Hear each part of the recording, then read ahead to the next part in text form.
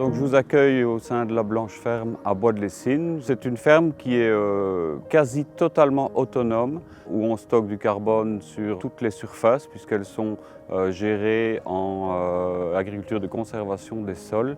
Et c'est une ferme où on n'utilise absolument pas de pesticides ni d'engrais chimiques. Alors il y a eu une prise de conscience au fil du temps de ne plus être en adéquation avec mes principes, notamment sur la durabilité de l'agriculture. Je me disais que ce que je faisais n'avait pas de sens à long terme et c'est ce qui a motivé l'évolution des pratiques ainsi que les aspects économiques puisque la rentabilité en agriculture n'a fait que décroître ces 25 dernières années.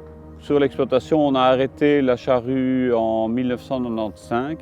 Pour respecter le sol, pour garder en surface un maximum d'humus. Et d'ailleurs, je ne dois absolument pas chercher pour trouver des vers de terre. Il y a des galeries, il y a de la porosité en surface. C'est vraiment une terre qui vit et qui vit bien. En partie grâce au non-labour et évidemment aussi grâce à la restitution des déjections des animaux. Donc au fait qu'il y a de l'élevage sur cette exploitation. Il y a toujours 2-3 fainéantes. Venez là! Venez! Alors l'évolution de l'agriculture, on la voit vraiment aller vers une dualisation entre des grosses exploitations qui sont dans le système que l'Europe nous impose, c'est-à-dire des productions industrielles qui sont distribuées tout autour du globe terrestre à bas prix. Et puis d'une autre part, des exploitations petites ou moyennes qui se tournent vers la vente directe, ou vers des productions alternatives, vers le bio, donc vers un autre modèle d'agriculture. T'as déjà mangé ça? Ça tu dois goûter. Champignons de prairie.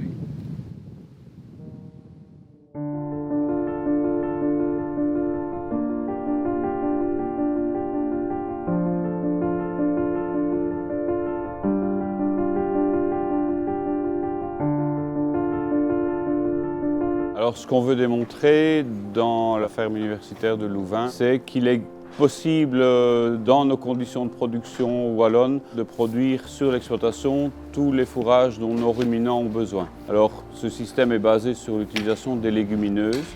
On a une ration de base fourragère qui est composée de trèfle violet dans ce cas-ci et de raigrats anglais. Donc chaque fois l'association entre une légumineuse et une graminée.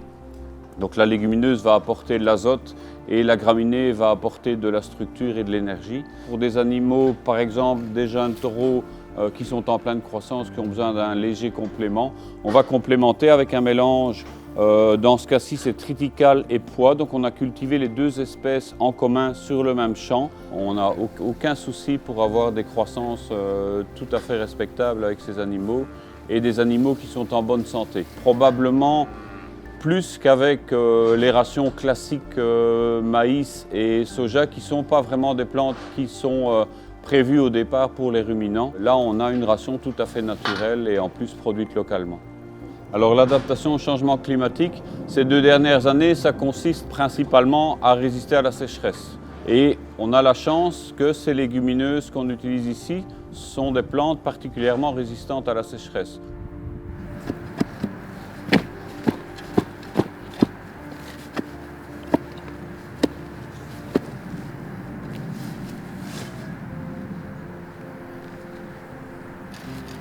Vous voyez ici, on est en conditions sèches encore.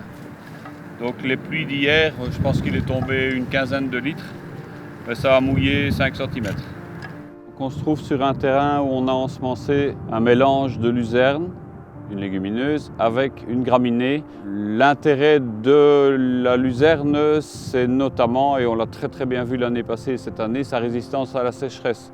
Avant les accords entre l'Europe et les États-Unis pour importer du soja, on en plantait des centaines de milliers d'hectares à l'échelle de l'Europe et maintenant on s'y réintéresse. C'est la plante fourragère qui en année sèche est la plus productive dans toutes les espèces que l'on teste ici.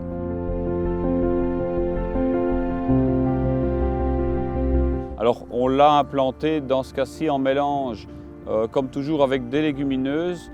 On a choisi du pois et du trèfle d'Alexandrie. On a 3 espèces qui vont être détruites par le gel hivernal. Pourquoi est-ce qu'on fait ce choix? C'est qu'on veut planter avant l'hiver un mélange de pois et de blé, sans travailler la terre ou en travaillant un minimum.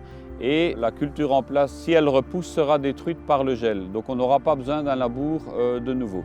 Alors le désavantage du labour, c'est qu'on va mettre toute la matière organique de surface en profondeur. Elle va se retrouver dans des conditions relativement pauvres en oxygène. Et de la matière organique qui se décompose sans oxygène, ça fait du méthane qui va s'envoler dans l'atmosphère. C'est du carbone qui n'est pas stocké dans nos sols. Et un des objectifs de nos expérimentations, c'est de montrer que l'agriculture peut être un stockeur net de carbone dans ces terrains.